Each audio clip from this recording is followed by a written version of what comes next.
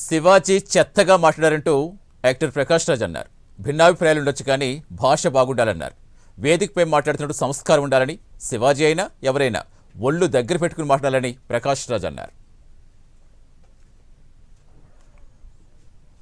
ఒక భాష ఏంటి, ఆడవాళ్ళంటే ఏమనుకుంటున్నారు మీరు? మీలో ఉన్నదే బయట వస్తుంది. అదేంటా మాటలు, అదేంటా అహంకారం, అదేంటి ఆడాలని ఈడతారని. ఇవాళ ఆడవాళ్ళకి అన్యాయం ఎవరి నుంచి జరుగుతుంది? మగాళ్ళే కదా, తరతరాలుగా మనమే చేస్తున్నారు కదా.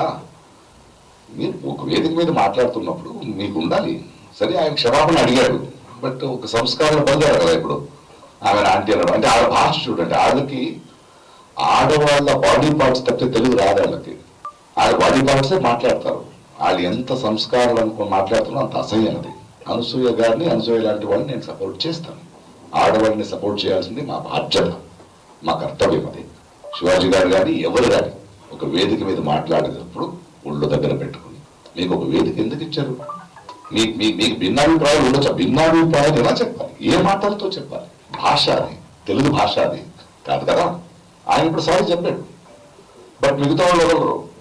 అది స్టార్ట్ అవుతుంది. ఇప్పుడే ట్వీట్ చేశారు అనసూయగా, నువ్వు స్ట్రాంగ్గా ఉండు. ఆ సంస్కారాల అసహ్యం తెలుస్తుంది నాకు. నన్ను అదే తిడుతుంటారు. ప్రకాష్ రాజ్ గారు మీరు ఎందుకు మాట్లాడరాళ్ళు? అమ్మని లాక్తారు, చెల్లిని లాక్తారు, కూతురుని లాక్తారు. అంటే వాళ్ళ బ్రెయిన్ ఎక్కడుందో అక్కడే మాట్లాడతారు వాళ్ళు. ఖచ్చితంగా శివాజీ గారు చెప్పింది తప్పు. ఒక సభ్య సమాజంలో వీ కెనాట్ ఎక్స్పెక్ట్. మీరెవరు చెప్పడానికి? మీ దృష్టి మార్చుకోండి. గిల్లేది ఎవరండి అమ్మాయిని? ఆడవాళ్ళ? మగాళ్ళే కదా. నేను పోకులేలా చెప్పాలి గిల్లితే గిల్లించుకోవాలని? కాదు కదా,